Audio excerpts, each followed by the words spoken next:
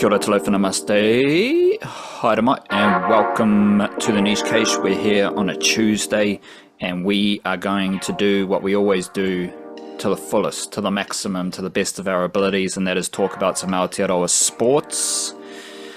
And what better place to start than a bit of Test cricket?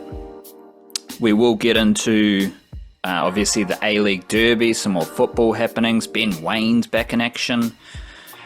Well, he never really left. He's just always been scoring goals recently, hasn't he? No. Ben Waine's barely even been playing lately, so yeah, that's the back in action is accurate. Thought I saw I've seen a few highlights from him over the past 6 months, but we'll dive deeper into that, don't worry, we'll get there. Breakers are doing alright, so we'll talk about them, and of course at the back end I will drop a few quick rugby league thingy-majigs. But we do have Blackcaps cricket, Test cricket, of the calm, relaxed, absorbing, slow motion variety that we know and love.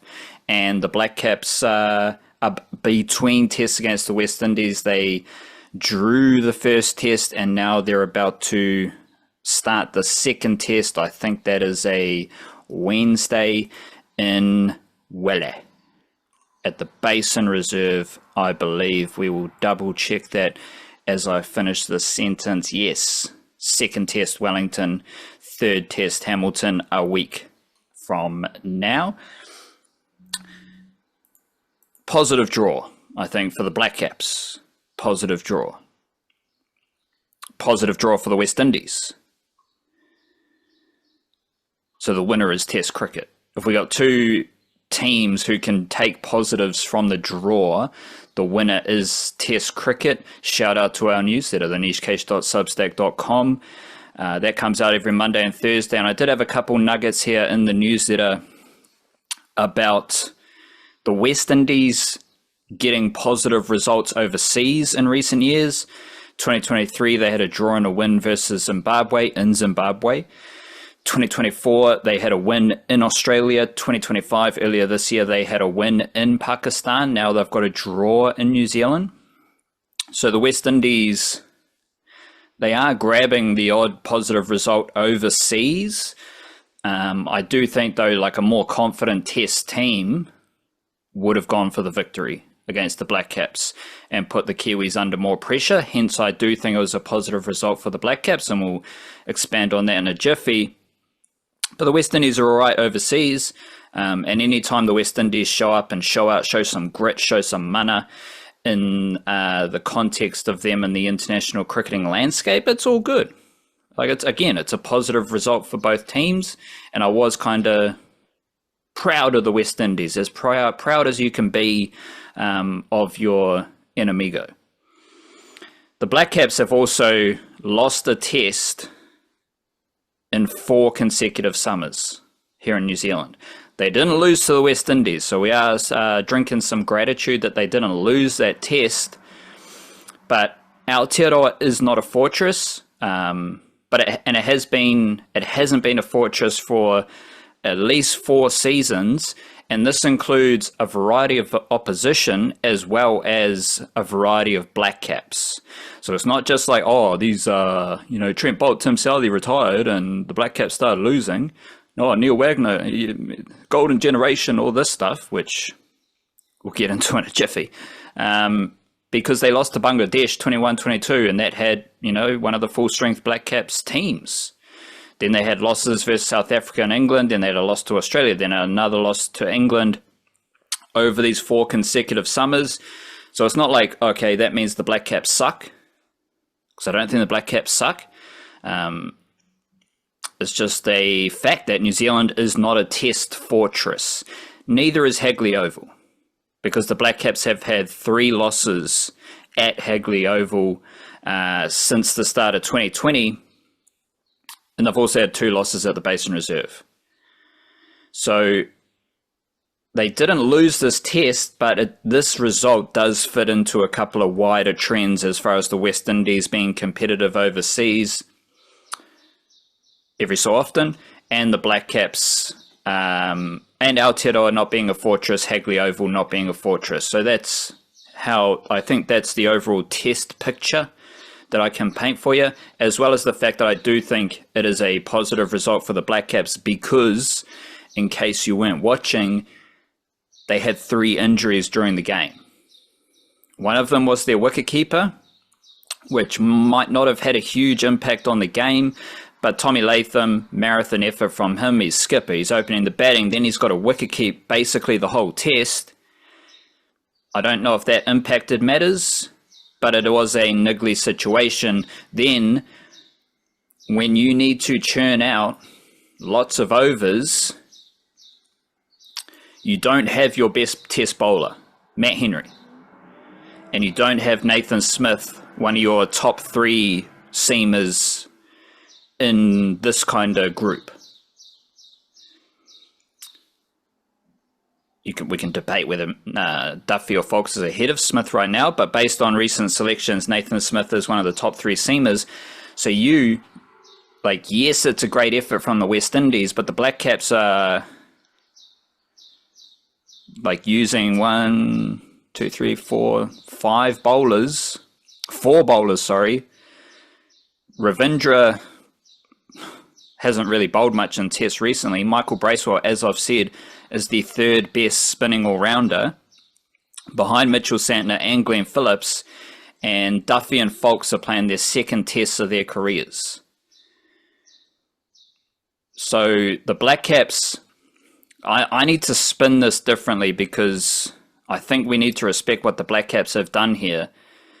They fought valiantly for a draw with 2 seamers playing their 2nd test, with our 3rd best spinning all-rounder and a batter who bowls a bit of spin. Bracewell bowled 57 overs in this test. Ravindra 22.3, Foulkes 51, Duffy 60 overs. So forgive me if I'm not all doom and gloom about the Blackcaps drawing a test to the West Indies, and shout out to the West Indies, massive effort from them, great performance, good stuff. I don't know how you'd describe this Blackcaps bowling attack though. It's not even 2nd string because we've got... It's bare bones. Because we had 2 injuries in the test and we've got at least 4 other dudes in the seam bowling department who are not available for the test. Our 2 best spinning all-rounders not available for the test. So this is, as you said, it's not even 2nd string. It's not 3rd string. This is a bare bones Blackcaps bowling attack, and they fought hard for a draw. And that's the spin I'm going to keep putting on this result. Until we forecast forward to the 2nd test. But overall, I think it's a positive result for the Blackcaps. Far from ideal, but it could have been a lot worse. They could have lost this test because the 3rd string spinning all-rounder wasn't good enough, or the 2 seamers playing their 2nd test weren't quite good enough, or the batter who bowls a bit of spin wasn't good enough. They were good enough to get a draw. That's all good. We got a 3-test series. We move on to the 2nd test, and I am definitely not I've got no negative vibes about the Blackcaps. I got one confusing thing, but we'll get into that in a jiffy. But your overall reaction to the test? Yeah, I mean, credit massively to that bowling effort on the last day. I don't think they failed to bowl the West Indies out, yes, but as you've just explained there in detail, it was a freak instance. It's a freak instance. That was not a normal test match. It's one of those it just felt like one of those beautiful test cricket things where it's like something completely unexpected is happening, and not only do you have to adapt to it, because I mean, I don't know, the A-League derby that was happening at the same time. Unexpected things did happen in that game. It's a couple refereeing decisions that I think the Wellington Phoenix, for example, had to adapt to. Football being football, you have to adapt to that for the next 20, 30, 40 minutes or whatever for the rest of the game. Test cricket being Test cricket, it changes the entire rest of your week. It's a 5-day test match, and you don't just have Jacob Duffy doesn't just have to step up and be like, right, I guess I'm just the frontline seaman now in my second test match. He has to bowl 43 overs in the fourth innings of a game. That's crazy stuff. I don't know if he's ever bowled 43 overs in an innings of a first class game in his life, let alone that. I mean, I don't, we could check that, but I doubt it. And if he has, it certainly hasn't done it under the kind of pressure that he was at here, because they were under pressure. And I think you're right in that maybe a more confident West Indian team might have been a bit more willing to actually like go for the victory as well and light it up a little bit more.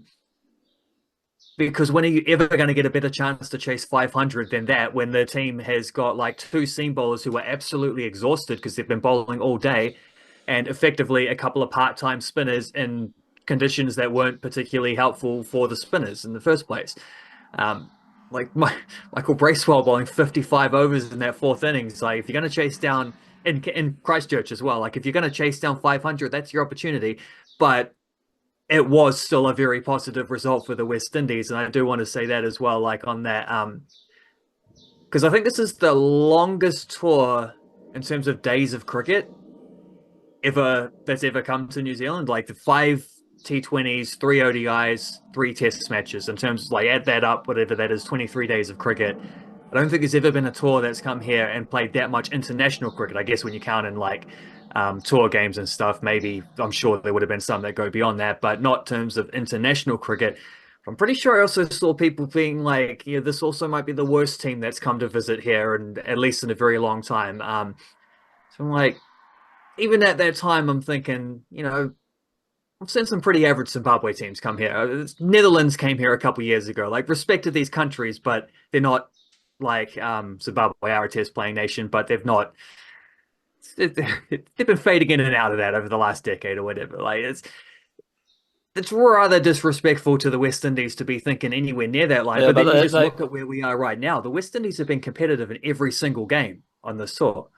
Yeah, but that's what other people are chatting about. Like, who cares?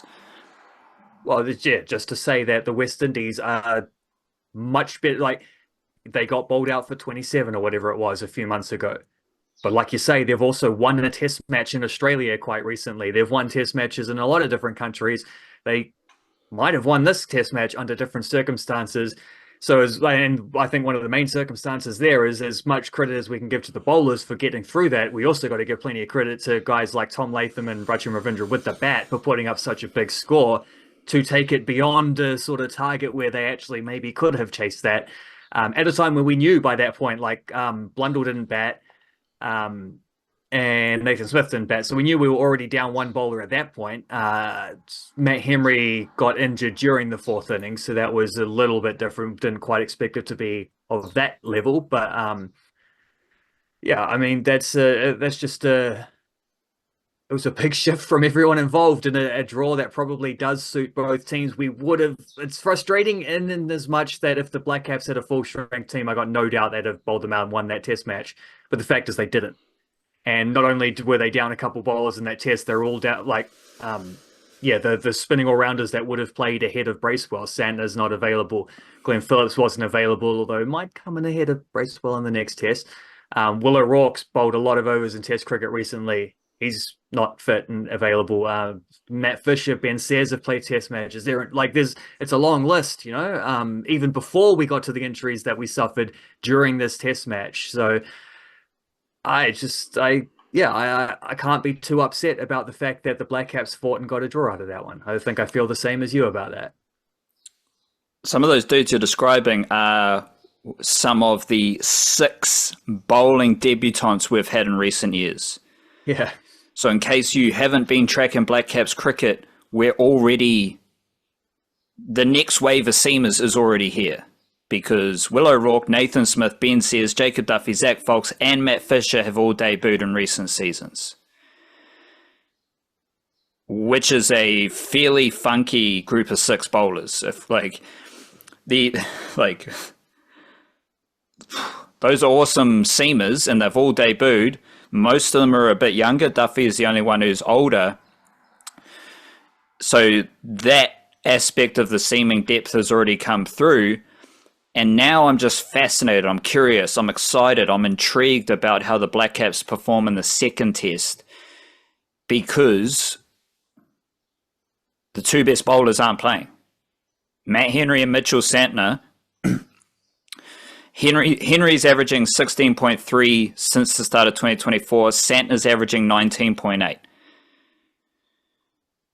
The only dude with a lower average, funnily enough, is Zach Fox for 10 plus wickets. But the Blackcaps are going to be playing the second test against Zimbabwe without their two best bowlers. And we got to respect Matt Henry. A lot of people don't put Matt Henry in this category, but he is way better than Tim Southee, better than Neil Wagner, and in the same ballpark as Trent Boult. That's how good Matt Henry is.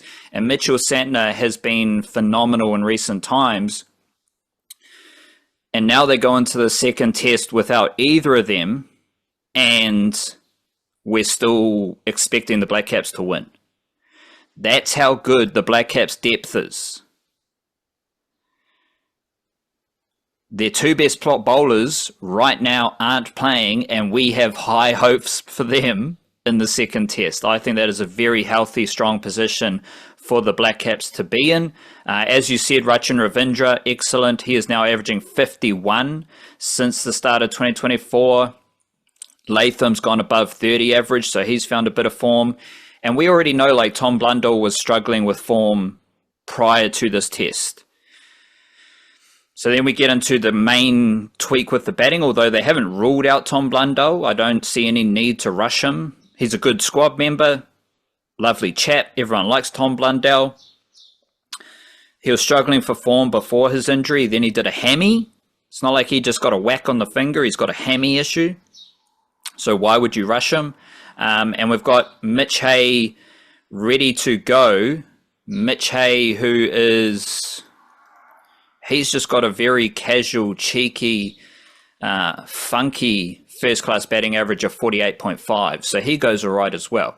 And I am eager to see Mitch Hay get an opportunity. As far as the wicket-keeping stocks, Max Chew, I don't really see a whole lot of difference between Max Chew and Mitch Hay.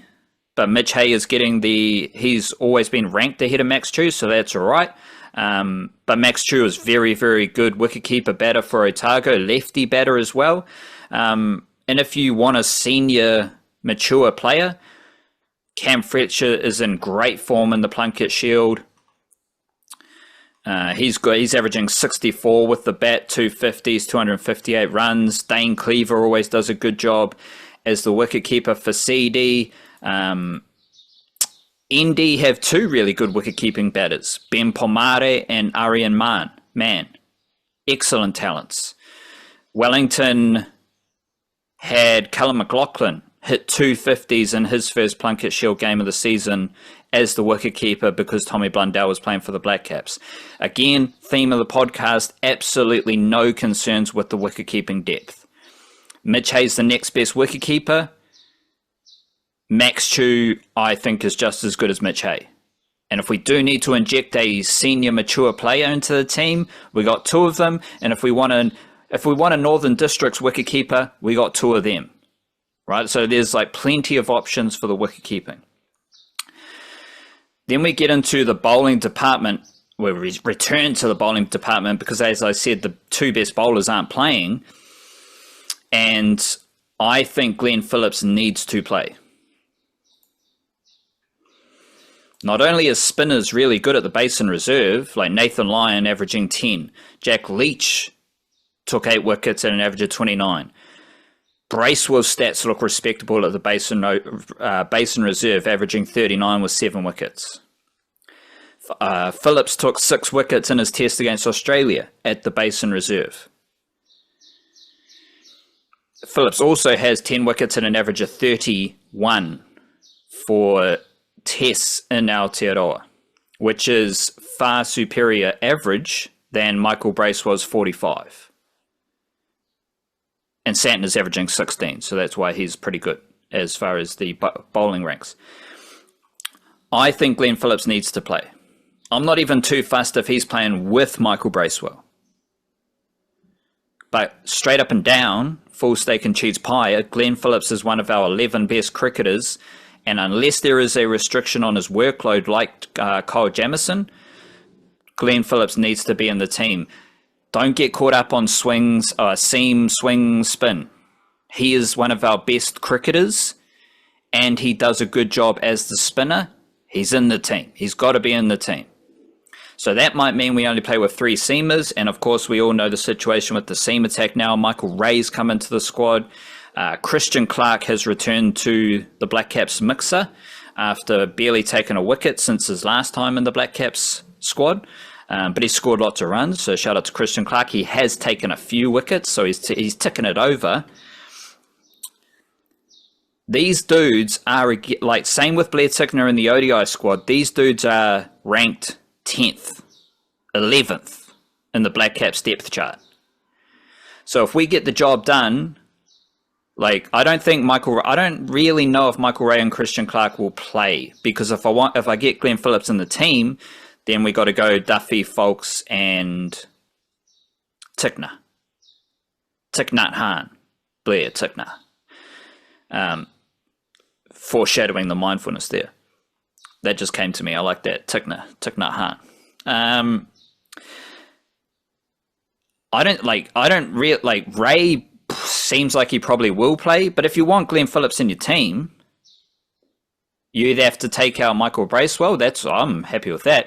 But you can have both of them and 3 seamers, and then you've got the variety that I want, because spin, as we've talked about for a long time, is a major factor in New Zealand, but everyone pretends like it's not, sometimes including the Blackcaps. Well, you know what you could do with Glenn Phillips as well is if Michael Bracewell isn't fit to play. I mean, I know he fielded through most of that game, but he was he's fielding in slips. Doesn't necessarily mean that he's ready to Mitchell, not Bracewell. Daryl Mitchell, sorry. Yeah, right. Yes, I'm getting ahead of myself with my names. If Daryl Mitchell is not fit to play a full test match at maximum capacity, and spare a thought for Daryl Mitchell there as well, because if he had been playing in that 11, he had to field through most of the thing, but if he had been playing, I reckon he's bowling 15 plus overs in that 4th innings, It would have been his opportunity that he's been waiting years for. He should have started bowling spin. Well, where he's played a lot of domestic cricket. Yeah, I think that's it. He needs to start rolling the arm over and like Bracewell those wrists. Yeah. Bracewell focused on spin like 5 years ago. Like Mitchell, he's been persisting with seam bowling and he's getting nowhere as far as bowling for the Blackcaps. Bruh, maybe just try tweak the fingers, give it a little rip, but as you were. Well, it didn't work for Mark Chapman. They never got him into the test team, unfortunately, but if Daryl Mitchell isn't available, I mean, you might just pick Glenn Phillips at 5 and drop Will Young, because Will Young doesn't look like he's scoring runs, and the runs that he is scoring seem to come at like great psychic weight to him. Everything looks pressured for him at the moment. I might just pick Glenn Phillips to bat 5 because he's good enough to bat 5, and that might be your solution. You can have him and Bracewell and 3 to 4 seamers, whatever you're left with, depending on how you balance the wicket keeping thing. But I would just pick him ahead of Michael Bracewell because I think he's a better cricketer in all of the aspects that matter. Bracewell's a good cricketer, but Phillips is a better batter, a better bowler, and a better fielder. So, it's the decision probably makes itself, Hence, where this is a bare bones kind of Blackcaps team. It's a bare bones. Right. It's a bare bones Blackcaps team with Kane Williamson having a great time. We've kind of mocked Kane Williamson a bit, but I just love seeing Kane Williamson happy around the lads. I love seeing him interacting with new players and just being there, enjoying his time in New Zealand and part of the Blackcaps group, because sometimes it feels like these type of players, everything else is more important, but there is a theme, a trend for these Blackcaps. Nothing is more important than playing and representing Aotearoa, no matter what else is happening around the world. So what's the evidence for Michael Ray being, I think he's 10th. What is the evidence for that? Well, we got Matt Henry, Kyle Jamieson, Will O'Rourke, Nathan Smith, Ben Sears, Jacob Duffy, Zach Folks, Matt Fisher. That's 8 seamers right there. Blair Tickner's 9, Michael Ray is 10th. We got 10 seamers. We don't have 10 seamers right now, but we got 10 seamers in the mix, and Christian Clark would be 11. So if we are debating who's the 10th best seamer, which is kind of the situation because don't really know why Josh Clarkson's not there. This is the only kind of niggly thing I have. Josh Clarkson has been the best seamer, best bowler, let's say best player. Because Henry Nichols didn't do anything recently. But the best player might be Bevan Jacobs or Curtis Heafy, or Tim Robinson. Some more of these young cricketers that we have a lot of. Josh Clarkson has been the best player all season, or not all season, but to start the season in domestic cricket. And I don't know why he's not there. I do know that Rob Walter, the coach, worked a lot with Clarkson at CD. He's also worked with Michael Ray at Otago. So maybe Rob Walter hates Josh Clarkson. And the only thing I can think of is maybe Ray and Christian Clark are a little bit quicker. I don't think they'll be much quicker. And Clarkson, I think, is thriving in new ball situations. I think he's a swinger, he's a seamer. So if you do lose like a Jacob Duffy or a Zach Folks, then you might see Josh Clarkson. But again, we are debating who is the 10th best seamer, who is the 11th best seamer in New Zealand, and I don't really care. At some point, it's just a case of, okay, Michael Ray, you get the opportunity. What are you going to do with it? Because if you don't do anything with your opportunity, Josh Clarkson wants an opportunity and he deserves this opportunity. That's the situation I'm in, where I don't really want to get into the nitty gritty of debating who's our 10th, 11th, 12th best seamer. The opportunity is gone where it's gone, and now we wait and see who is going to stand up and take that opportunity. Another bowler I think we need to mention here is Ben Lister, who's been around the Blackcaps for a couple of years, but he's only just returned to cricket for Auckland. Matt Fisher hasn't played for ND this season. Ben Sears hasn't played yet this season. Will O'Rourke hasn't played yet this season. So those dudes are out injured. That's all good. That's why we need to have so much depth, because cricket, because bowlers are going to get injured. That's just how it is. And okay, so Clark, I think, is 11th, then Ben Lister's 12th.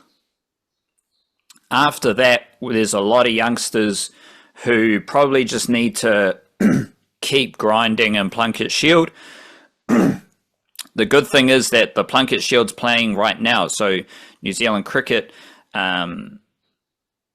it would be nice if this boardroom niggly situation wasn't happening, so we could celebrate New Zealand cricket a bit more, but they seem to be a little bit dramatic right now.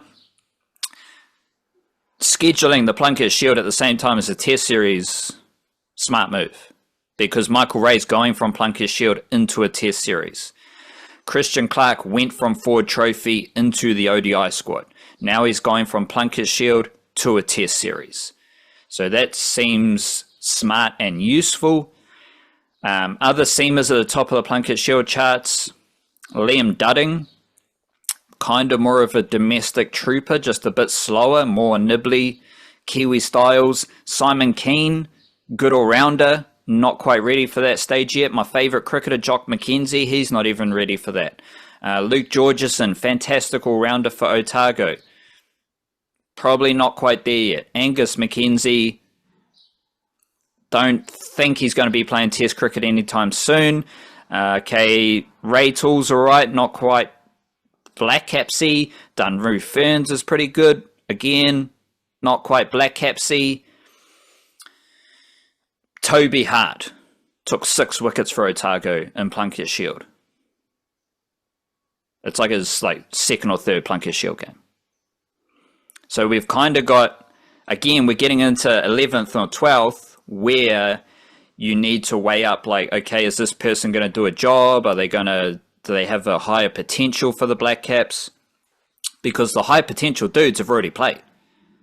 Fisher, Foulkes, Sears, O'Rourke, these dudes are already in the mix, and Kyle Jamison's obviously out of action at the moment. He's out of Blackcaps action. So I think ultimately, aside from who's our 10th or 11th best seamer, because I do think Josh Clarkson deserves a mention, like he's the best player this season, I'm content with how the dust has settled, and I don't even know if it's going to matter that much, because you can either, only one of them's going to play, like maybe Ray plays.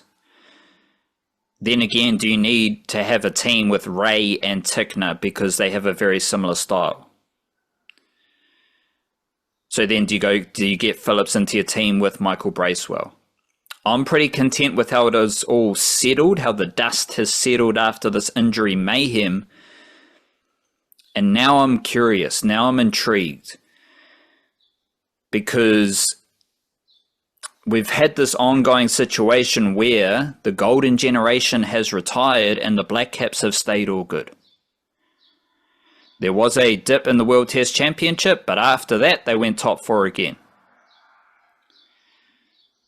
What did they do in India? No Kane Williamson, no Trent Boult, no Neil Wagner.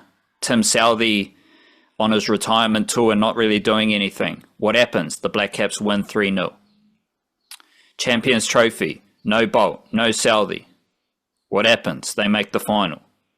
We've got a lot of evidence now that the Blackcaps are all good without the golden generation, without the best players from the previous era. What happened after Laturu Taylor retired? We got Rachin Ravindra. Like, it's all good.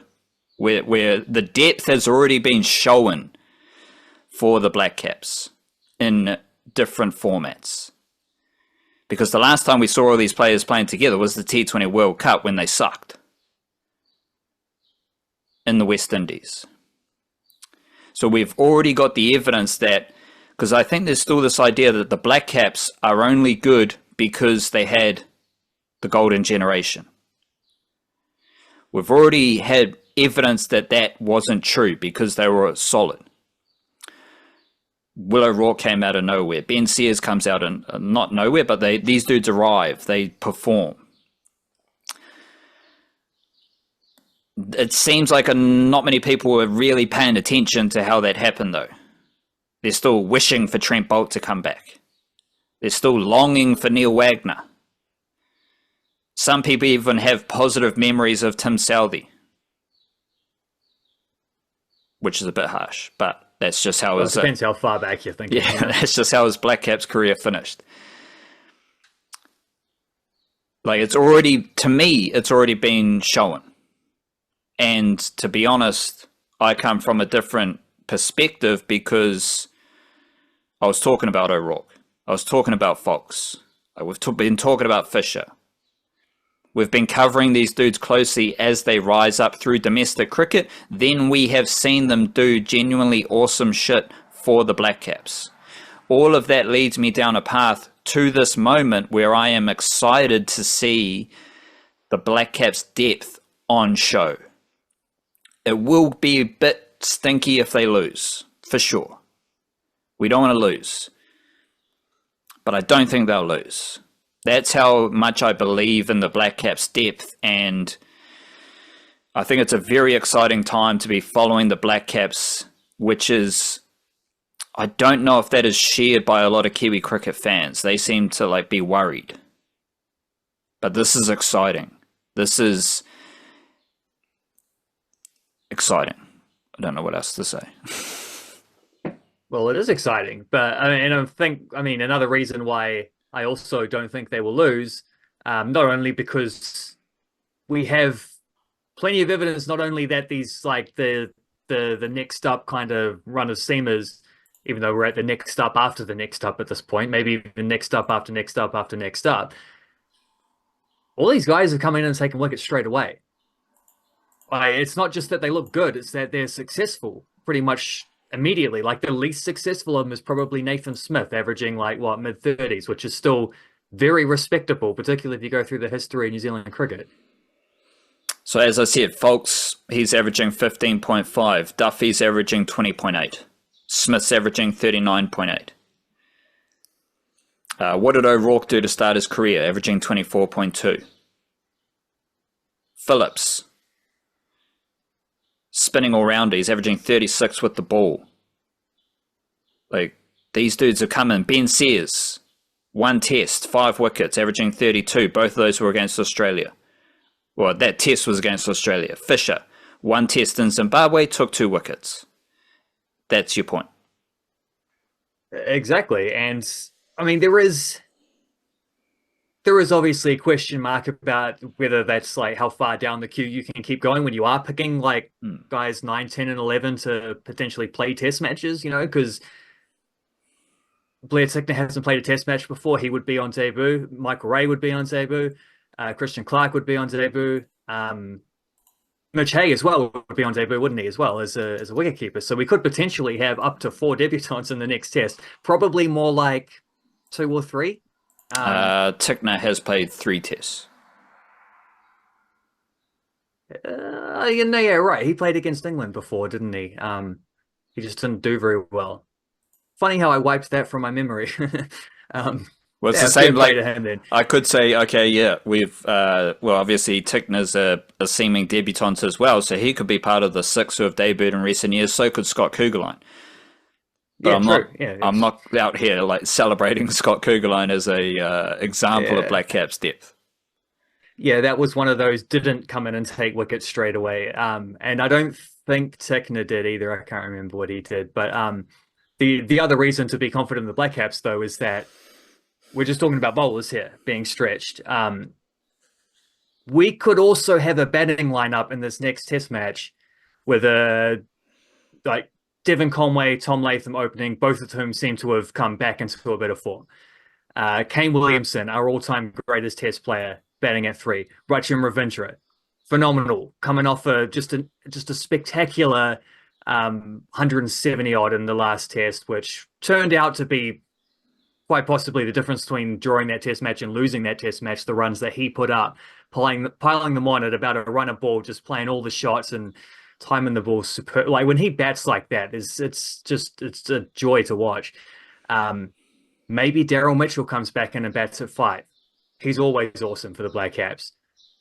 Mitch Hay coming in on debut ahead of Tom Blundell. I don't think that's really a loss, given that Tom Blundell hasn't been scoring a lot of runs. At the very least, Mitch Hay, this is his best format, and he has a lot of other.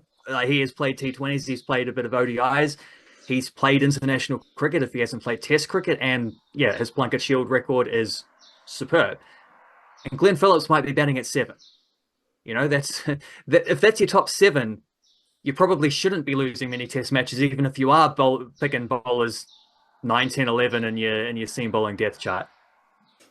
Do you have some Blair Tickner Ticknahan mindfulness for us today?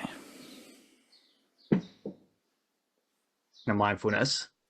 I don't have the Ticknahan mindfulness, but that was only 20 minutes ago. Maybe next week we'll chuck that one on the list. But I did pick up a different mindfulness from a different element, from a different podcast, from a different conversation we were having when we were talking about the old school Kiwi band called the Hallelujah Picassos. He sent me a video earlier today of the Christoph El Truenta remix of one of their tunes. So I was like, there's my 2 tips there, Hallelujah and Picasso. Which angle do I go from? Leonard Cohen has the song Hallelujah, but everyone knows that, so let's not go down the obvious path. Let's grab something from Pablo Picasso, famed artist of the, I don't know if he's a surrealist or whatever, but, abstract visual painter. And so I looked this up, like Pablo Picasso quotes, what am I going to find here?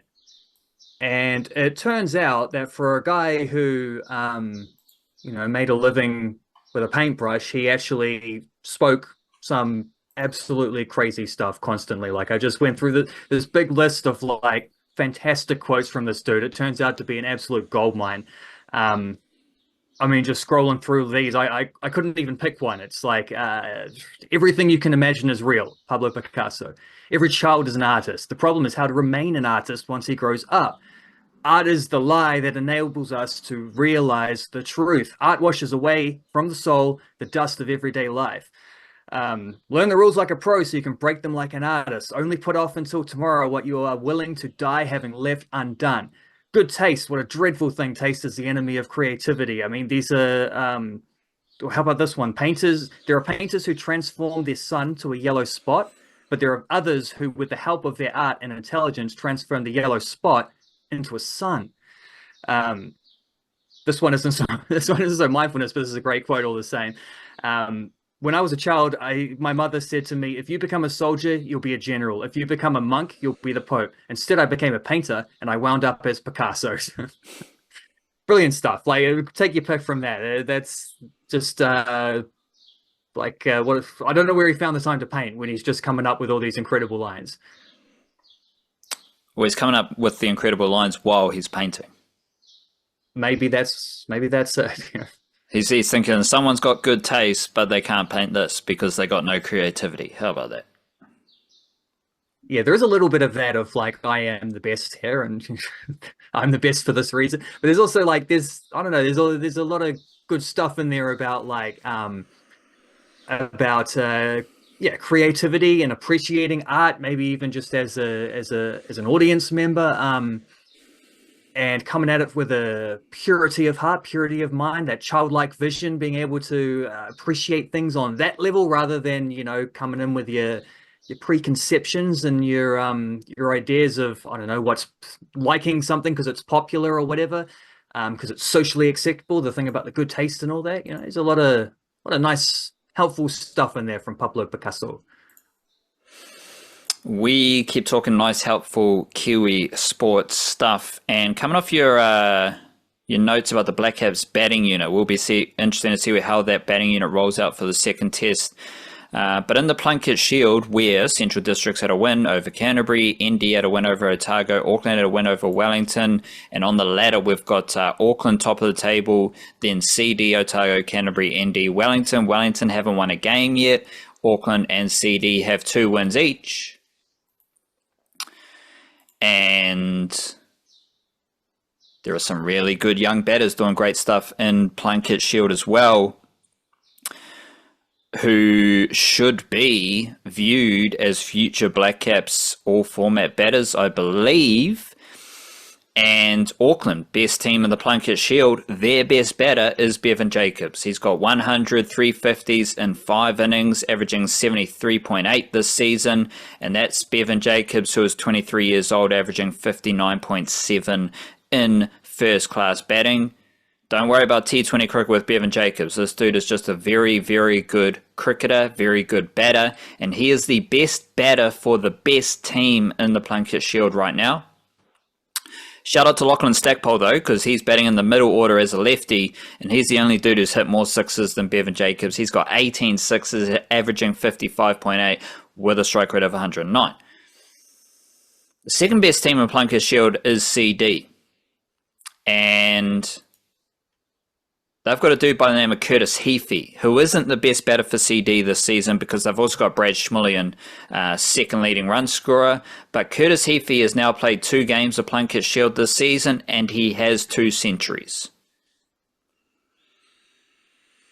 He is averaging 68 in the Plunket Shield. He's 22 years old, averaging 45 in first class batting and 52.8 in list A one-day batting. His scores in domestic cricket this summer: 35, 58 not out, 5, 132, 119 and 17. Don't forget that he did have a big old 190 in one of the New Zealand A games against South Africa A. And if we go on his last 10 games, I can't count how many innings we have here, but in his last 10 games, he's only got 1 score below 20. Yeah, he's got 2 scores below 20 that weren't not out innings. So he's got a 58 not out, he's got a 35, 30 not out, 32, 36, 190, 13 not out, 35, 58 not out, and then the last 2 Plunket Shield games. So Curtis Heafy is in fantastic form. And this is all very relevant because Muhammad Abbas hasn't played domestic cricket yet. Reece Mariu isn't in great form for Canterbury. That's right. Young batters are always going to ride the ups and downs of form. But going back to what you're saying about the bowlers, what did Reece Murray do in his first ODI series? Hit a 50. What did Mohamed Abbas do in his first ODI series? He hit a 50. These dudes have entered the Blackcaps teams and scored runs. Neither are factors in the Plunket Shield right now, but that's all good because we got Bevan Jacobs third for runs, best batter on the best team. We've got another dude, Curtis Heafy, who is a dominant force in domestic cricket this season. And then we got Timmy Robinson, one of the best T20 batters for the Blackcaps this year especially. He is also fourth for runs in the Plunket Shield, averaging 86.7 with a couple of not outs. Tim Robinson, Curtis Heafy, and Henry Nicholls are the only batters with 2 centuries in the Plunket Shield this season after 3 games. Tim Robinson's also averaging 34.6. So his first-class batting average has gone above 30, which is quite important because his best format has been the white ball formats. That's why he's played a lot of T20 international cricket for New Zealand. T20 international record of a 32 average, 139 strike rate with a century. Well, he's now finding a groove in the Plunket Shield for Wellington. But the 2 best teams, Auckland and CD, have 2 phenomenal young batters, Bevan Jacobs and Curtis Heafy. Wellington haven't won a game yet, but they also have Robinson showing that there's far more to his game than just being a T20 slugger for the Blackcaps. A lot of veteran batters doing great stuff. Cooper, Schmullian, Popley, Carter, Kelly, Fletcher, Nicholls, Bowes, Raval. They're all doing good stuff, setting the bar nice and high.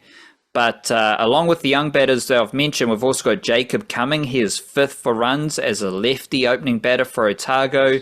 Mentioned Stackpole. Boyle's having a good season. Severin's having a good season for Wellington. So there's a lot of high-quality batting talent, but that trio of Jacobs, Robinson, and Heafy is especially enticing. So make sure you're tapped in to all things domestic cricket. We had a derby on Saturday, and it was a weird experience because I did find myself celebrating Sam Cosgrove missing his penalty, which was around the time when the Blackcaps had sealed their draw. It was looking a bit iffy there. I was worried about a loss, but the Blackcaps sealed their draw. Cosgrove missed his penalty. Rufus scored a banger. I was like, "Ooh, this is fun." But then Auckland FC just continued to dominate the rest of that A-League Derby game, and that's all right because I support Auckland FC just as much as I support Wellington Phoenix. But I have made my opinions known about Sam Cosgrove, and it was maybe his best game of the season. That's all right. He was all right. But my issue is, why are we playing rugby with Sam Cosgrove as the Wellington Phoenix team and coach and tactics? Why are we dragging Cosgrove to the floor? Why are we being so physical with Sam Cosgrove that it distracts us from everything else that is happening? If Sam Cosgrove was, I could say Eze, but Eze was he was okay in the Derby, so I'm not going to mention Eze. If Sam Cosgrove was Ibrahimovic, I'd be like, okay, if one of you gets a red card tackling Ibra, all good, bruh. We'll take that red card. We'll take a yellow card. In fact, if 5 dudes get a yellow card, it's all good. I'll take that as well. Because Ibrahimovic, we can't let him do what he wants to do. The issue with Sam Cosgrove is you can let Sam Cosgrove do what he wants to do. You do not need to play rugby with Sam Cosgrove. Because Sam Cosgrove is going to turn the ball over. Sam Cosgrove is going to make mistakes. If Sam Cosgrove gets the ball and you let him get the ball, he might pass you the ball. Like if Mandrake is 2 meters away from Sam Cosgrove, Cosgrove may just turn the ball over to Mandrake right there. Instead, Mandrake's right on his backside, playing rugby with Sam Cosgrove, and that happened very, very early in the game, and it happened throughout the game, and I just found it very, very strange that that was a tactic. We've seen other teams be physical with Cosgrove, but I haven't felt like they make it like as obvious as the Phoenix did. And the Phoenix have now seen all these other teams deal with Cosgrove. And their grand strategy was to play rugby with Cosgrove. And it's like, okay, that's an all right strategy, but I don't think Cosgrove is that good that you need to play rugby with him. Like, you can let him make his mistakes. So I found that a bit strange. Even the first, I think it was the first example, not the first one, but there was a first half example where Cosgrove is running between the defenders. And he has a bad touch, funnily enough. The ball is 10 metres ahead of him, and one of the defenders brings him down. So Auckland FC win a free kick.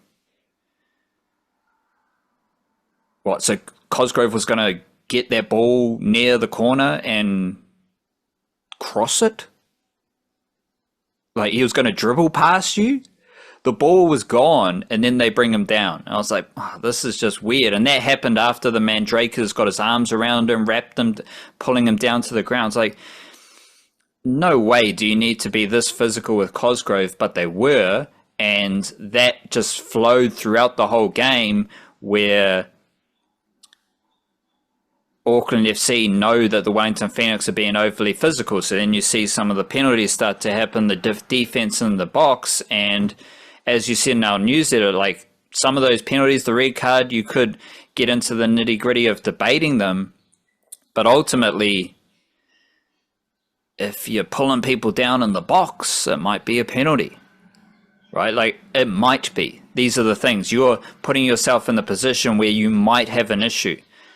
If you bring down Cosgrove, even though you know that he's not going to score a goal, he's not going to do anything really on the burst in a bit of space, because he's not that fast, he's not that skillful. If you bring him down as a last defender, you might get a red card. None of this is necessary, is kind of my point.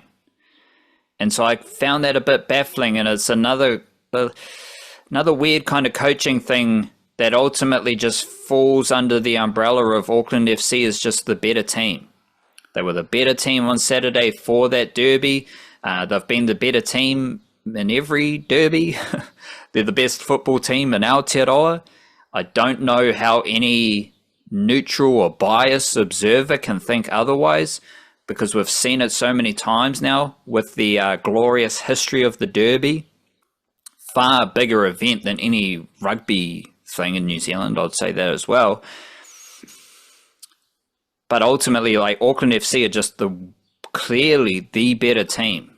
And another example that I thought of as why I think, like, it's not rocket science, I'm not dropping, deep cut Blackcaps team depth analysis here, insights. I'm just pointing out the obvious.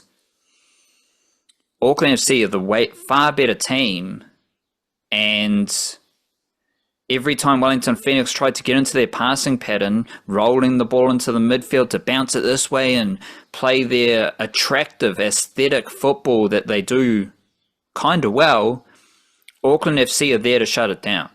And they're not dragging the Wellington Phoenix players down. Like, Verstrata, any foul Verstrata commits is deliberate. Like, same with Dan Hall. Even the young Aussie who I thought was an old Aussie. Like, these dudes aren't just dragging a striker down unnecessarily. They win the ball. They win the contest without having to be that obviously physical. Auckland FC, they're bigger, they're stronger, they're faster, they're better organised as a team, and all of that means that they are better coached. And that was all there for everyone to see at the glorious Mount Smart Stadium. Yeah, where I was at on the weekend to watch this and keep a close eye on the Sam Cosgrove situation after we talked about it on a couple of podcasts. And it was clear from what, like 90 seconds into the game when Mandrake James grabbed him borderline off the ball. I think it just like body slammed him to the ground. That, all right, this is a ploy. This is a tactic. This is an approach that they've chosen to be as physical and as marking Sam Cosgrove as tightly as possible, willing to give away fouls. And it was a tightrope that absolutely bit them on the ass because it was fouling Sam Cosgrove that led to both penalties and the red card. And yeah, I can quibble. I went into this in a little bit of detail in the newsletter on Monday. Like, quibble about was it a red card? Was Lucas Kelly-Hield coming across and meaning that wasn't a goal scoring denial? Also, like, what would have happened if he just didn't touch him at all? And it's a one-on-one with Joshua Oliemi, who had the game of his life in that performance despite losing. He probably just would have saved that anyway. He probably just rushes out and shuts him down. No, he's not. Cosgrove's fluffing it up. Oloyemi's saving it, but Cosgrove's not. Well, you might just be describing the penalty as well. Yeah, exactly. Saves it and Cosgrove fluffs it up. Penalty that Cosgrove did win, to be fair. And that was the one where I felt the most like, I think was it Eze, I think, for the first penalty, like grabs him around the top of the box, off the ball, but it was like the ball was aimed in that area. He does grapple with him. I think you're always getting in picking and choosing type moments when you start to call up grappling in the box, because you could give 100 penalties in any game if you want to like be strict on that. The second one I thought was, it's like the ball wasn't even getting there. Kelly-Hill's already won the header, but it's like that's not the point we're making here. The point we're making here is they put themselves in situations where they put themselves into the grey area where those might be called, and they did it because they chose to mark Cosgrove that tightly. So sorry to interrupt, but I just had clarity. The penalty you're talking about, Kelly-Hill he wins the header in front of the incident. In front of him, yeah. The ball was never going to get there. Yeah. But Dan Edwards is playing rugby with Cosgrove in the box. Yes, the intricacies of the penalty can be debated, but you didn't need to touch him. Yeah, Edwards is doing the same thing Mandrake James did at the start of the game, right in front of the goal. Like, it's completely unnecessary. And to your point, then you're at least making it a maybe that's a pen. Yeah, and like, I do think that was the least of any of the contacts for those three decisions. I'm not even sure that Edwards had that much of them, but it was like... No, he was wrapped around it. He was... Yeah, but like, they're all doing a little bit of that. Are you dragging him down, or is Cosgrove inviting the contact and taking a tumble? I think he did a little bit of that himself as well. Well, if he's doing that, don't touch him. Yeah, let him fall over by himself. He's not scoring the goal. But he is starting to do that thing where, like, because he did set up Guillermo Mai's goal with a nod down across goal, and he did set up a goal with a nod down the other week. So he's starting to figure that thing out. It's like, well, maybe I don't have to be the guy to score all the goals. I can just like put my teammates in good positions, especially if people are going to mark him as baffling as that. Because it's not just like it's not just a matter of letting. Like, don't mark him and let Cosgrove do what he wants. I think marking him is what Cosgrove wants. I think he wants that to be a WWE wrestling bout whenever the ball is in the air near him, because he just knows. He knows what he's doing in those situations. He knows how to do that little stutter step in front of Mandrake James to draw him in. He knows how to, like, when to fall and when to, I don't know, raise his elbow in protection or any of those kind of things. He knows how to handle those situations, but you don't have to put him in those situations. Like, if you just stand off and say, okay, you chest it down with your back to goal, what are you going to do? We'll jump on your touch if it goes astray or whatever, like, or just actually compete for the ball. That's harder because he is big, but maybe you just get in front of him and jump, and try put him off that way rather than all the grappling. It felt like it's not just that it didn't work for the Phoenix. I think it's that it amplified Auckland FC, and it made them better by playing in that way, which was, I think, one of a few instances where, like, it's not it's not being too harsh on Chiefy to say that he's not as good a coach as Steve Corica. Steve Corica has won the A-League before. He is a more experienced coach. Um, he has even though I don't like the implication that you have to have been a top level player to have been to be a top level coach, but there's no doubt that his experience as a player also does contribute to his ability as a coach. So if we're just going, mano a mano here with Chiefy versus Corica, well, Corica has won that battle not only in this game but in every single time they've met during these derbies, as Auckland FC have won every single one of these derbies. I think incredible stat here, Wellington Phoenix have actually never held a lead in any of these 5 games. Auckland FC have scored the first goal in all of them, and the Phoenix haven't scored more than once. So they've had a couple of equalizers. They've never been in front against Auckland FC after 5 attempts. It's definitive stuff, And Chiefy was thoroughly outcoached here as well. So it goes. It doesn't make him a bad coach. It just means that Corica is a better one. But I thought there was the unlucky with you because the red card and the penalties, there's an element of bad luck in that. There was also a big element of bad luck in the fact that he subbed off in order to get Corbin Piper on, which was the right thing to do at that time. But to get Corbin Piper on at halftime, he takes off a defender. I think Corbin Piper played wing back, and so Sheridan comes back into the back 3. I'd preferred it if he just took Sheridan off and made that a straight swap, but he took Isaac Hughes off, who was on a yellow card, which had to have been to this is a very physical game. Let's protect a centre back to avoid a red. And 5 minutes later, his other centre back gets sent off. So yeah, that's bad luck too. But how it took him 25 minutes after the red card before he brought on Luke Brooks-Smith, one of your best transitional players, a guy who's not necessarily I don't think Luke Brooks-Smith is a first 11 player for the Wellington Phoenix, but I do think he would have improved them in what became a sort of you've got 10 men you're having to play on the counter attack. Auckland FC are really starting to turn the screws on you. You want guys who can run on the break, and Remy Najarine is not that guy. You've got Luke Brooks-Smith standing there waiting to go. He should have been on so much sooner. And when he did, he made a couple of nice runs. There were a couple of good carries from him getting the Phoenix onto the attack. Thought that took way too long to happen. And I also just thought, in contrast, Steve Corica made the right decisions time after time. And the best of those was one we talked about a bit last week, hoping to see, which is Logan Rogerson coming straight back in. He goes out onto the right. Lachlan Brook moves into the middle, where Brook was way more effective than he's been at any point playing out on the wing during this season to date. And that first goal is a Rogerson assist to Lachlan Brook. It's great work from Rogerson doing something that Brook would never have done, which is making those speedy vertical runs, just straight line, counter-attack, get up that wing. Callan Elliott, brilliant stuff to spark that move as well. I draw the defender, slip it in behind, Rogerson on the overlap, and then a fantastic cutback from Rogerson, perfect weight on it for Brook to run onto and hit, just a really brilliantly worked goal that happened because of the personnel decisions that Steve Corica made. And within 10 minutes of kickoff as well, that was the case. And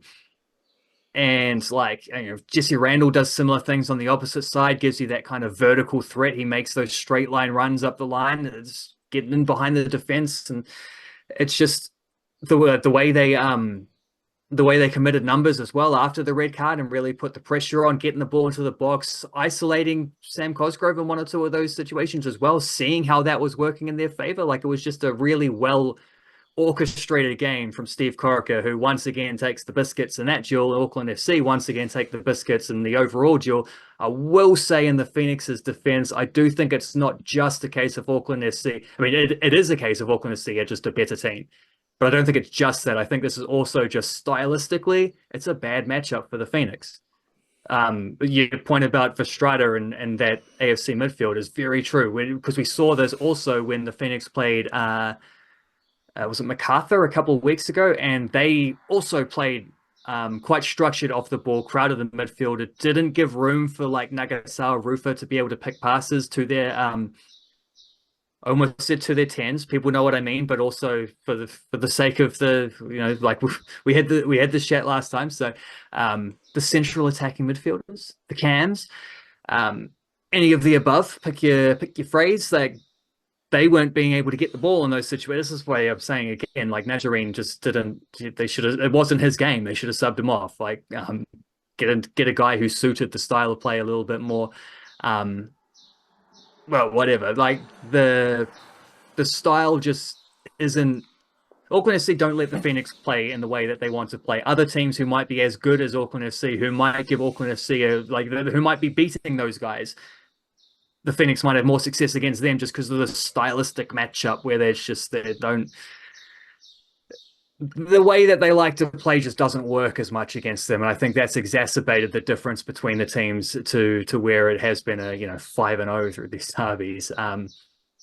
But that's also coaching to an extent, and that is also another example of where Steve Corica has just got the wood over Chiefy in this matchup.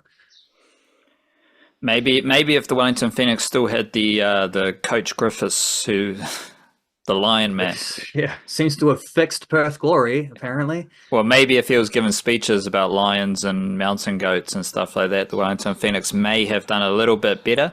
But what was I thinking? The Wellington Phoenix have not been able to do what they want to do in any derby against Auckland FC. Like we've had that repeated a few times now, so that's a clear trend. And I don't know how, from a Wellington Phoenix perspective, you can go into the next derby thinking like, yeah, we're going to win this because we're going to do what we want to do.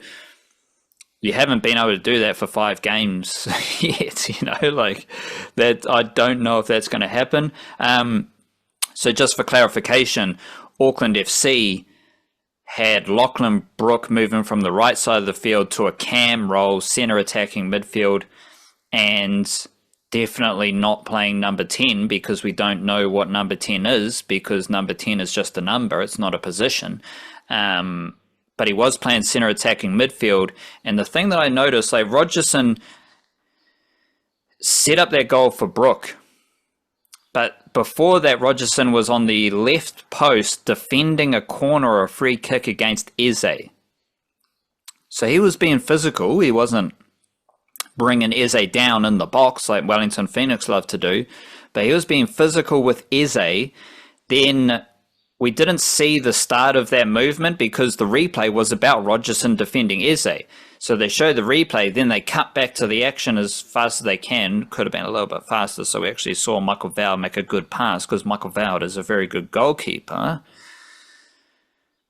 He gets the ball to Callum Elliott. Then Rogerson has gone from the left post to his right midfield position and he makes another run. Like he's already run from the goal to at least halfway, and he's got another sprint in him to get ahead of the play, get behind, then cut the ball back. So that was a fantastic movement and involvement from Rogerson.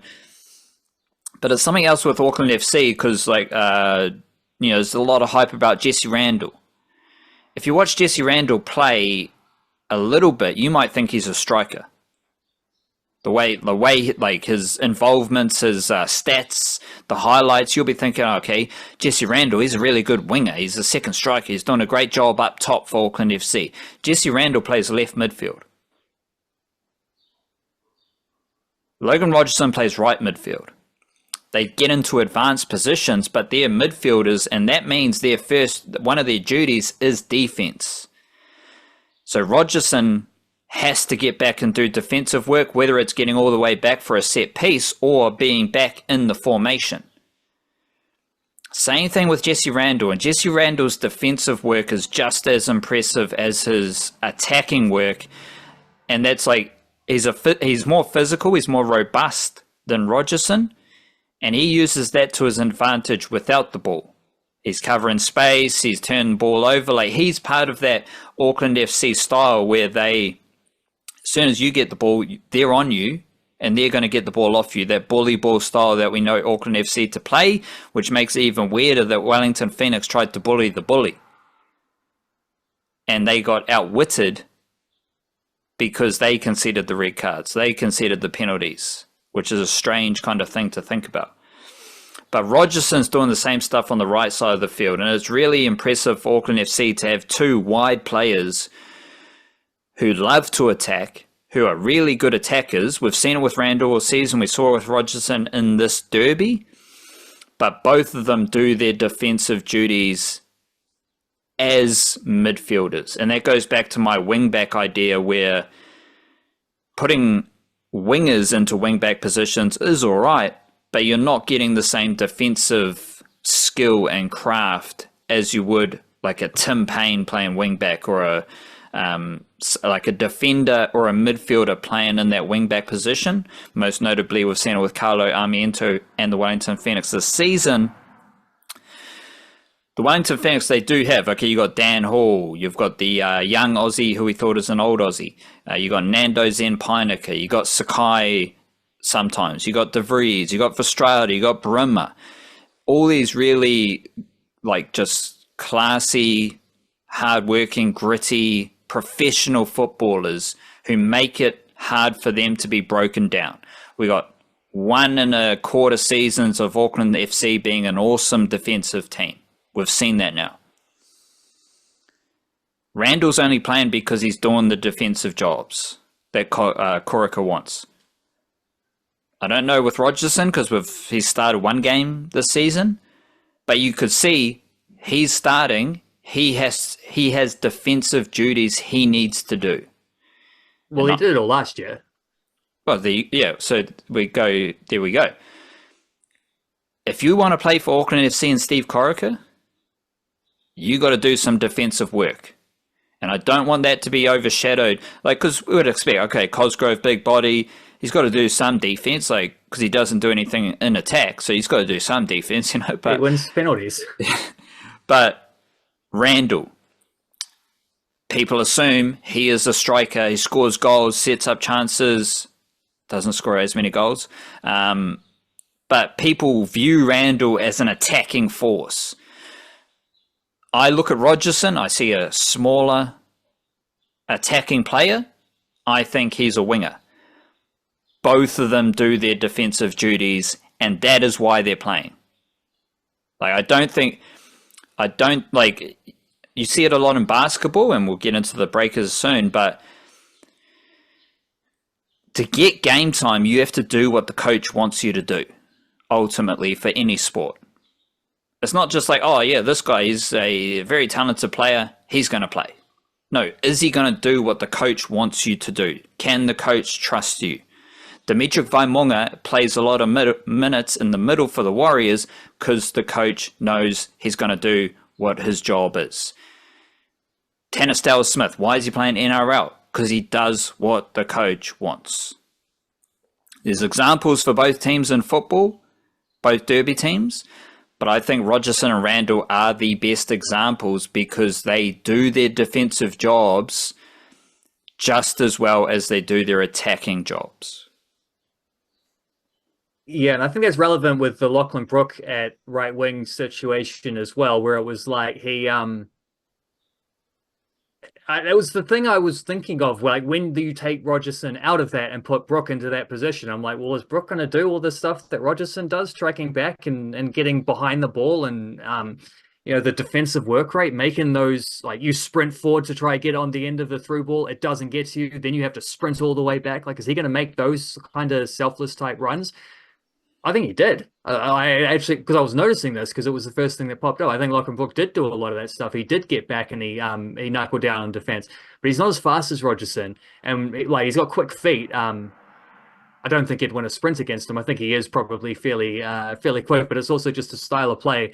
He doesn't make those vertical runs as talking about with Rogerson, because he likes to duck and weave and get the ball at his feet and play a little more intricately.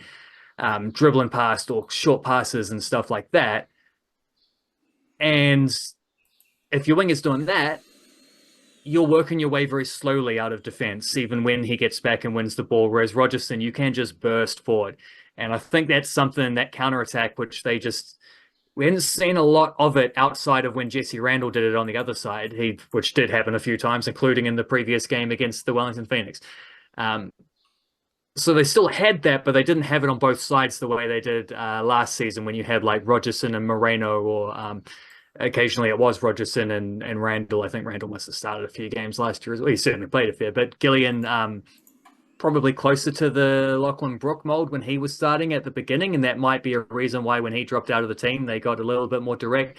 Marley Francois closer to Randall and Rogerson, closer, not all the way, but closer. Haven't seen a lot of him this season. He's been injured for a little bit, but even when he's been on the bench, he hasn't really played that much.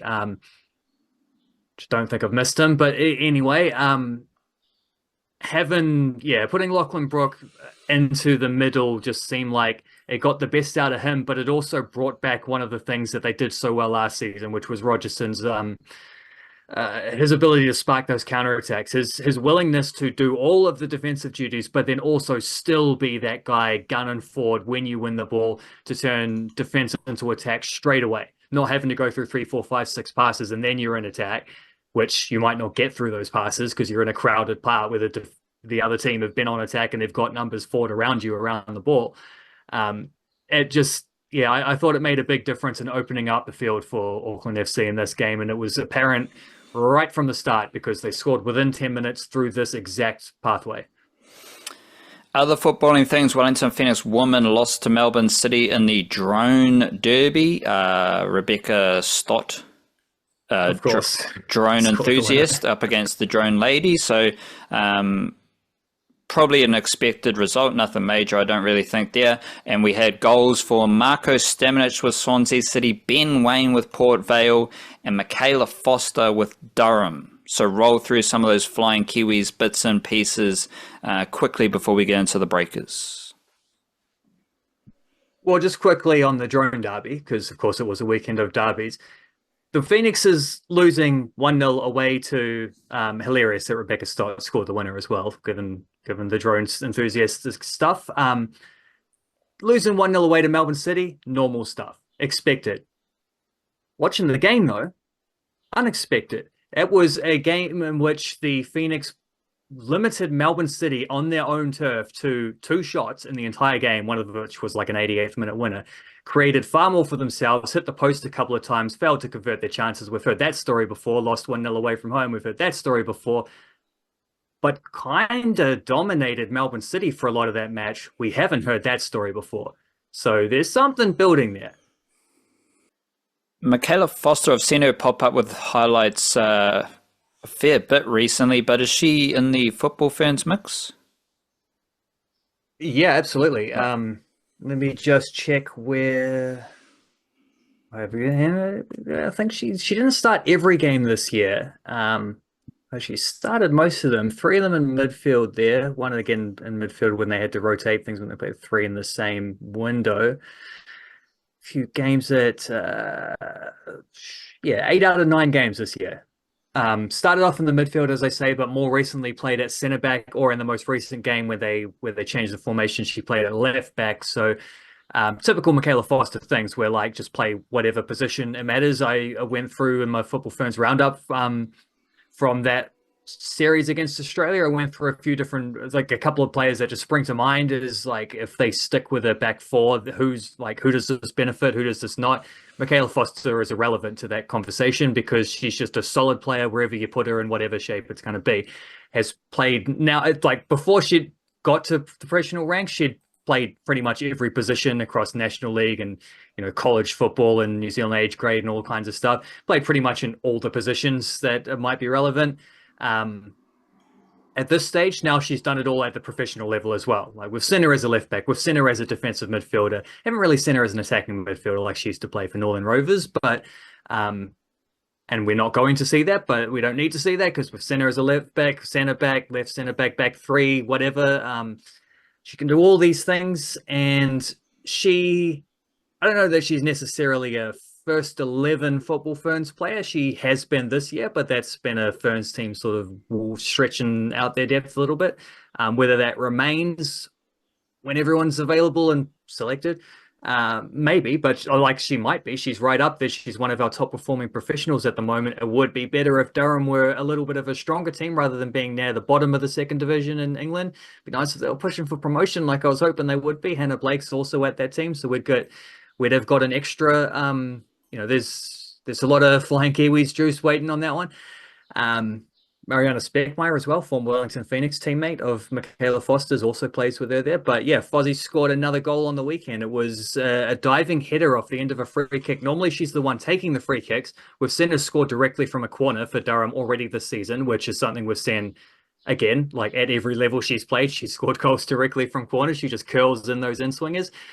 Seen it for Durham this year, but this time she wasn't taking the free kick. She was the target on the end of it. Almost said doing her best Sam Cosgrove impersonation, but it wasn't that because she scored.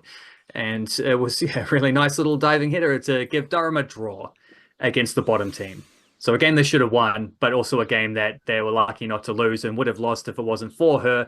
She just seems to be, again, like, I don't know if she's a star player. Like, there's reasons to think like she's just she's not the fastest. She maybe doesn't have the she's very good technically, but maybe not like a sort of bounce pass type player. But what she does, she just does incredibly reliably and incredibly consistently, pretty much wherever she goes. So it's just a really helpful player to have on the scene, and yeah, has been an important Football Ferns player over the last 12 months. Sam Cosgrove would have headed it back to the other side of the goal for a teammate, which can get a goal, but it's a bit different to just nodding it into the goal, into the old onion bug, as one person liked to say back in the day. Goals from Marko Stamenic with Swansea and Ben Waine with Port Vale. What's your hard and fast kind of breakdown for both of those lads? Ben Waine is the more interesting one. So I'll start with Marko Stamenic, which was just, Swansea City had lost 5 games in a row. They've sacked their coach. Stamenic missed a bit of time while he was on personal leave there. I did tout this idea in last week's Flying Kiwis that like he'd come in, he'd look really solid playing as a defensive midfielder. I've got some stats I was chucking Flying Kiwis tomorrow, sort of like graphs to show this, that I managed to find on a website that does stuff like that. Whereas like his distribution stuff, his sort of defensive actions, all these things, he ranks really highly. Progressive carries as well. Like he does dribble the ball forward. That is a thing we see a lot from Marko Stamenic. Is one of the reasons I like him in those deeper roles is because he will carry the ball into space if you put space in front of him. But not nearly so much in terms of like he wasn't doing the stuff in the other half as much. So to see him pop up with the goal is brilliant. I was exactly right at the time where I was starting to think like, yeah, you've settled really nicely at this team, but is there maybe an element of your game that you've left behind, or do you need I don't know if this was tactical or whatever, or maybe just the role he was asked to play, or he was just making sure he focuses on the simple things, simplify the game plan to do the best you can, like a cricketer puts away the cut shot because the ball's seaming a little bit. He was not really stepping up, but it was at a new club, so you got to impress everyone and settle in. I wondered if that was the thing. As soon as I had those wonders, he pops up with his first goal. And Swansea City won that game, and that snapped their losing streak. So that was exactly what we wanted to see. Great stuff from Marko Stamenic. Ben Waine. Poor boy. Like, he went 3 months without even getting onto the bench, let alone onto the field for Port Vale in a league game.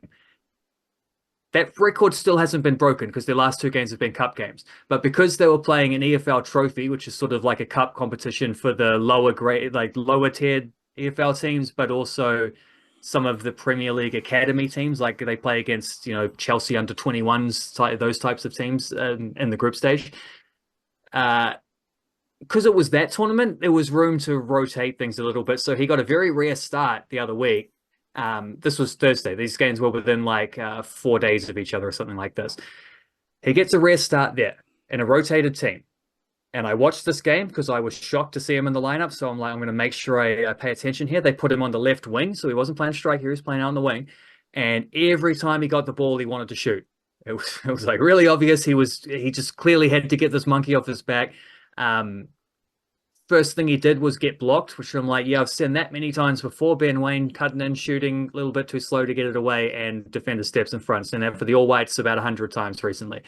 But he kept going, and he eventually did get that goal. It was a really nicely taken goal, curling one in across the face. And off the back of that, got a bit of praise from his coach. And when they played an FA Cup game, second round of the FA Cup, on the weekend, a few days later, he kept him in there. And he played again as a left winger, and they won 1-0 against Bristol Rovers. And who scored the goal but Ben Waine running in from that left wing, ball over the top. Defense misplays it because there's a striker standing offside and they think he's going to get it. So Waine runs in and takes it instead. Takes advantage of the hesitation, finishes really nicely as the keeper rushes out. Exactly what Sam Cosgrove was about to do until Mandrake James dragged him down, maybe. Not quite. But a well-taken goal from Ben Waine. After that, he gets to do like the media stuff, and they're asking, oh, great to be back on the pitch. And he's like, yeah, I'm just working really hard behind the scenes, just waiting for my chance. So coach gives him some more praise. It sounds like he's back in the mix now, and he's back in the mix because he scored 2 goals in 2 games, but also because he's found a different role playing out on the left wing, which I think is a really interesting one for him because he is a good runner off the ball. He does work hard, and I wonder if that might be something where it's like, without the pressure of having to score the goals all the time or to be up against big physical lower league English centre-backs, the type that taught Sam Cosgrove to do what Sam Cosgrove does as a striker. Ben Waine's not doing those things. That might just be a position that suits him a little bit better. And then, of course, for the All Whites, you can go back and forth between the two, but it gives him another avenue into the team if he can also be played, as we have seen that for the All Whites in the past. But if that becomes more of a focal point, I think that helps him significantly in trying to get into a squad if you can cover a couple of different positions, right? So we still need to see whether this translates into League One action because he has not actually played for Port Vale for a very long time, since the end of August, in a league game. But he's back on the mix now, which was something we could not have said a week ago. So it's been a massive development for Ben Waine. And timely too, because Max Mata also just signed with St Patrick's Athletic in Ireland. So he's fit and healthy again. He's going back over to Ireland for their next season, starting in a few months. Another striker getting into that thing. It sounds like Andre de Jong's going to get a transfer in South Africa as well. He's been playing at Stellenbosch for the last 2.5 years. Orlando Pirates are trying to get him. That is a step up for Andre de Jong. If that goes through, which it sounds like it will, that means going from a team who's currently in the relegation zone, but going from a team who last year, when they were good, was 3rd or 4th, I think, in South Africa, to going into a team who finished 2nd last year and is challenging for a title this year. So that is a step up from him as well. So we're seeing a few of these like positive developments for the Kiwi strikers right after a window where I was like, yeah, it looks like Costa Barbarouses has got the backup spot locked down. Suddenly there's stuff happening in the club scene which shakes that up a bit, and we can expect that to continue to get shaken up over the next several months and whatnot. So yeah, good stuff from Ben Waine and good stuff from Max Mata, and hopefully that transfer goes through for Andre de Jong as well. The Breakers, looks like they might have won 3 in a row. Yeah, apparently, unless my eyes deceive me. They had a win over the Tasmania over the weekend, and they are now 6th on the ladder, 7 and 10. That is, they have played a few more games than like the Sydney Kings above them and most teams in the NBL, but they are finding a groove. They are finding a winning motion. What is the latest kind of wrinkle for the New Zealand Breakers? I imagine because they're winning now, some of the imports are playing better, their fourth quarters are better. Like, is that the same recipe? You would imagine correctly. The win against Sydney on last Wednesday night, was the most unique one because that was the first time where they had a fourth quarter performance. That was the first time where they had a close game going into the fourth quarter and they actually delivered some efficient offense and beat out a decent team. That was hopefully, see that one happening. We're thinking hopefully that is a turning point for them. The win against Tasmania was a bit more of what we'd seen, closer to the previous ones. They were up by 10 points after 3 quarters, but then they did, the start of that fourth quarter, they didn't score a bucket for about not quite 3 minutes, but getting close towards 3 minutes, and Tassie are closing that in, and you're getting a little bit nervous there and thinking unfortunately we've seen the story before from the Breakers in fourth quarters, but then they did manage to get a bit of a kickstart and push on and win that. And I think three major things that I would say are standing out from this 3-game winning streak, and it is an evolution from what, because they, after losing 4 in a row, they sort of got to a point where it was like win one, lose one, win one, lose one. So they were getting, there was a terrible start where they were awful defensively, getting thrashed and losing every game. Then we had the spell where it's like much better defensive team. Very questionable fourth quarter offense, but still, you know, when they blew a team out before that, they were able to win. All of their wins up until the Sydney game, they led by at least double digits after 3 quarters. As I say, that was the same against Tasmania, but it wasn't true against Sydney. They were able to sort of break that duck there. And now we've got this 3-game winning streak. So there's kind of been like 3 tiers to their season as they move into their work. First thing I think that has changed is that defensive thing I was hinting at before. This is the most important factor, is that they started off first few games, they looked shocking. Then they actually got really good. And even when they were win one, lose one, they, through that span, I think there was sort of like, you know, top 2 ranked defensive units across that, you know, between, scratch out the first 4 games. That hasn't changed. That's still now the foundation of what we're seeing in these wins against Sydney and Tasmania. And even the way they score, you see a lot of transitional hoops where it's like, a steal leads to a layup at the other end, things like that. It's like easy points, defense leading into offense. That's that great stuff that you want to see from them. They're doing those kind of things. Imports leading a lot of that as well, which is nice, because you couldn't say that before. And that is the second point, is that the Americans have started turning up a bit more consistently. And it's like PJC, even though he was, I think, the biggest culprit in the fourth quarters, he was very good outside of those fourth quarters. So I don't think he was necessarily someone who, it might have just been he needed more help rather than he needed to adjust his game. Maybe a little bit of an adjustment, but they could win without that happening if Brockington and Baker started playing good basketball. And they've started playing good basketball. They're scoring a lot of points. I'm looking for, like, I tried to find this when I wrote about the Breakers. I've looked at it again since, like, trying to see correlations between, like, do they win more often when Parker Jackson Cartwright gets more assists than he does field goals, or, you know, things like that? I can't find anything. Like, sometimes they win, sometimes they lose based on all those different elements. So I'm thinking the next thing I need to look up, maybe for the newsletter on Thursday, is what it looks like combined between the imports. Like, if they combine score a certain amount of points, do they win more often? I'm not sure, but I suspect probably.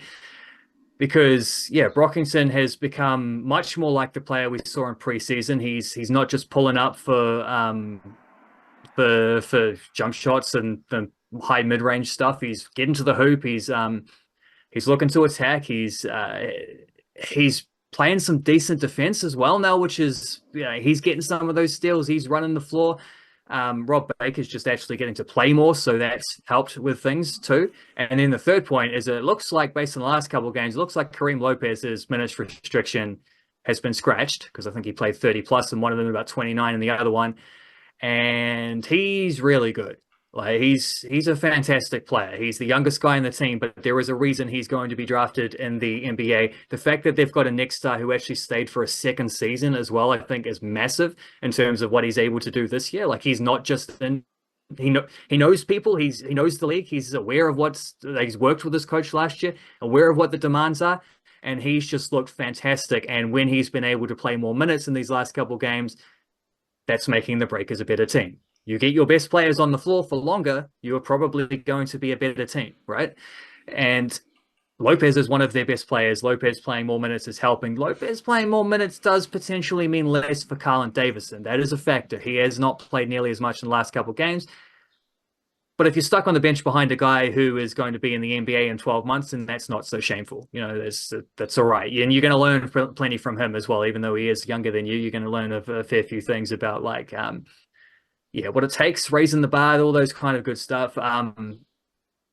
And I felt quite a bit beforehand that the Breakers weren't that far away. Just got to tweak a few things and get a bit of consistency. Well, it seems like over the last week or two, they've gone away towards doing that. I don't think we've seen them beat a great team yet. Like, I don't think we've seen them beat one of the, Perth or Melbourne or the teams up near the top of the table. That's the next step. But they've gotten themselves into the mid-table again. Like, they're pushing for a playing spot. They're no longer just, what can we achieve from the season? Who knows? Little incremental thing. Like, they've got something to play for now. They've got, I think they're in a play-in position right now, and if they can push it a little bit higher, they might be able to dodge that little thing and actually maybe see if they can push towards top four, because they've seemed to have maybe found the formula recently, and yeah, long may it continue. Will be good if the Wellington Phoenix women Breakers can get into some finals footy.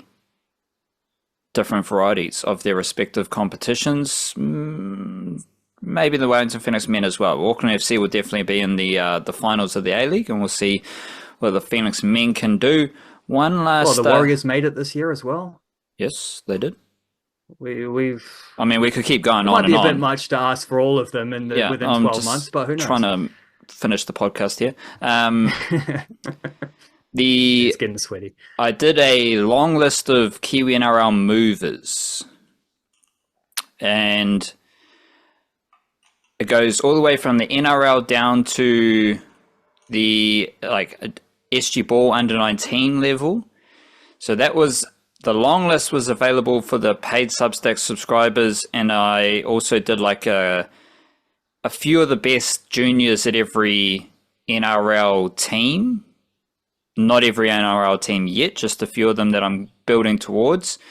And there are a couple of trends that emerged. I just want to plant the seeds now, and then hopefully we'll get the rugby league video later, closer to the weekend.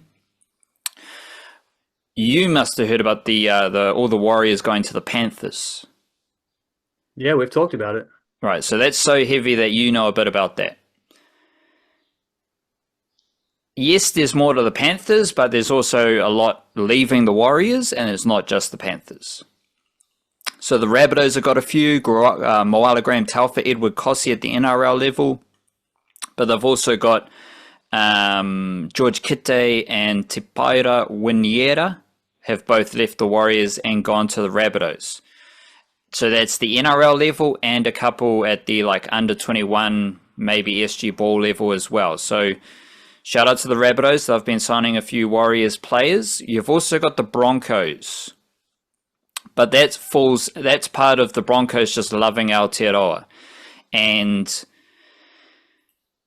they do have because if the Broncos have been very specific, quality over quantity. They had Jordan Ricky as one of the leading juniors. Then they had the Dean Mariner and Xavier Willison combination, who they recruited from Aotearoa. The same for the next tier below them, because they got Antonio Verhoeven from Greymouth, Marley Igerson's another one from Tauranga, very high quality juniors from Aotearoa, specifically from around Aotearoa. Dean Mariner's the only one from Auckland mentioned in that group. I think things are changing a little bit for the Broncos, though, because they are embracing the quantity now as well. Last week we had news that Ronan Byford, player from the Warriors system, I think he played under 17s this year, part of that championship crew. He's gone to the Broncos. Augustino Filippo, I think it was SG Ball level. He's gone to the Broncos. There's another young forward, Ambrose Poluno. He's gone to the Broncos. And there's other moves at a lower level that I've seen. Broncos recruiting juniors from Aotearoa. So right there, I've mentioned 3 players from the Warriors system who have moved to the Broncos. So sure, it's not at the 5 or 6 player level as the Panthers, but the Rabbitohs and Broncos have recruited at least 3 players from the Warriors system this summer so far as well. And another little weird trend is the Cowboys in their middle forward recruitment development. Griffin name, fantastic. From Greymouth, Cowboys recruited him, moved him to Townsville. He's developed into a really good NRL prop and a Kiwis international. He didn't play this year, but he is a Kiwis international. That's the kind of their best thing. They also recruited Wiremu Greg from Whangarei. He debuted for the Eels and couldn't keep his spot in the NRL, so he's gone back to the Cowboys wider squad. He's training there this summer, probably going to be in Queensland Cup. The Cowboys also recruited Tukumihia Simpkins from Rotorua. He went to Townsville, had like 1 year there, left. Went to the Tigers, and now he's in the Titans squad. The Cowboys also recruited Di Jazehe Pua'avase from Auckland. He went through their system, now he's with the Seagulls. The Cowboys recruited Jeremiah Matautia from Auckland, Aotearoa Jr. Went through their system, now he's in England. So I've listed 5 middle forwards there. And Griffin Neem's the only one who has gone on to play NRL for the Cowboys. So you look at Griffin Neem, and these movements came about because Whittam McGregor's left the Eels system to go to the Cowboys system. So then I got thinking, there's a lot of middle forwards who the Cowboys have recruited from around Aotearoa, but only one of them they have actually developed into an NRL prop.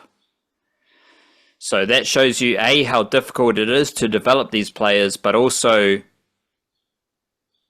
maybe the Cowboys system's not that great. And you would have heard Warriors, right? The Warriors, big Christchurch presence. You know all about that.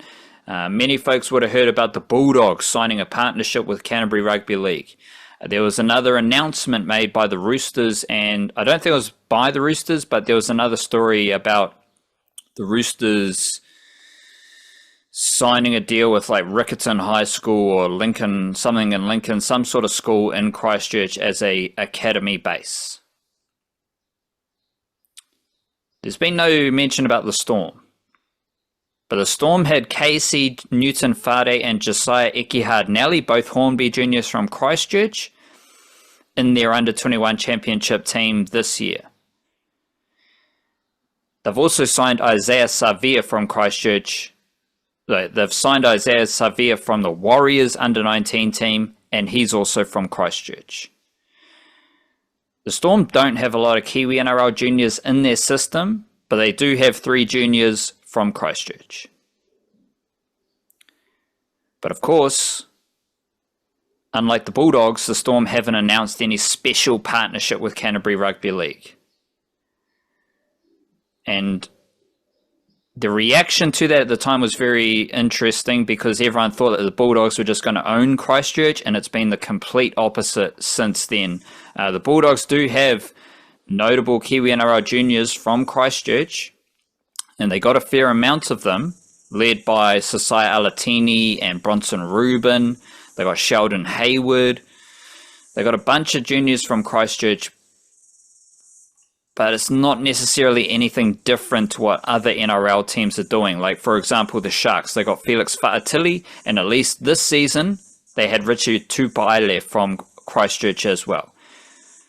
So every team is getting busy from Christchurch, and a couple other funky movers that you may not have thought too much about. Obviously, Setu 2 is going to be a monster for the Dragons. We've got Albert Belchin. He's moved from the Bulldogs to the Warriors, probably at an under-19 level. We've talked about Dimitris Kalissimasi. He's gone to the Dragons as well from the Roosters system. So there we go. That's the Dragons recruiting a bit more recruiting more Kiwi NRL players, at least. And obviously the Knights have a massive Kiwi NRL crew.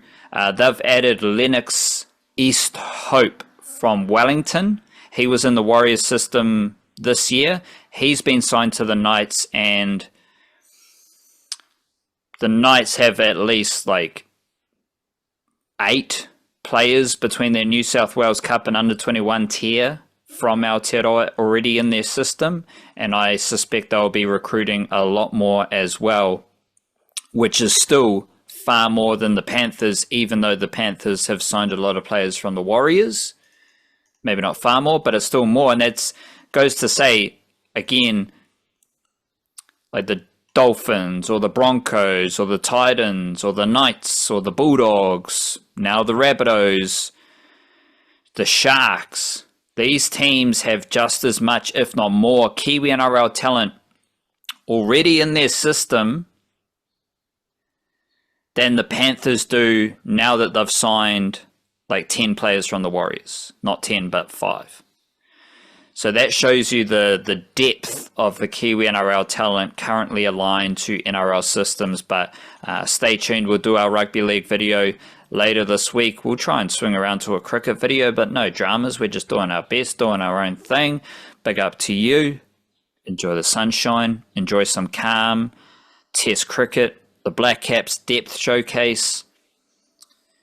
And keep battling. Keep grinding. Do your best. Kia kaha. Stay beautiful. Chur, chur.